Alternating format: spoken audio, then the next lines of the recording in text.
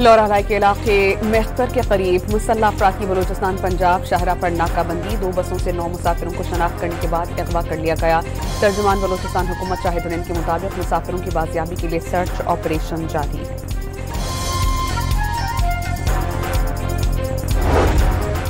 Core commander ने भारतीय हिमायत याफ्ता प्रॉक्सीज के खिलाफ फैसला कुन कार्रवाइयां नागुज़ीर करार दे दी। दुनिया भारत के तौसीफ़ पसंदाना अज़ाइम और हिंदुत्व इंतहा पसंदी के खतरनाक रुझानात से बदज़न होती जा रही है। फील्ड मार्शल का कोर कमांडर कॉन्फ्रेंस से खिताब।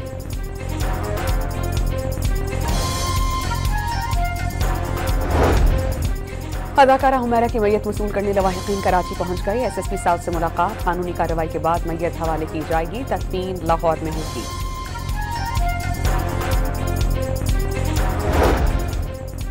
बारिश के 8 घंटे की तारीखी स्पेल से लाहौर में तबाही। छतें गिरने से 2 अफराद जाम बहक, 8 जख्मी। फैसलाबाद गुजरावाला समेत पंजाब के दीगर शहरों में जल थल 1। कल से मुल्क में एक और मानसून स्पेल का अलर्ट जारी।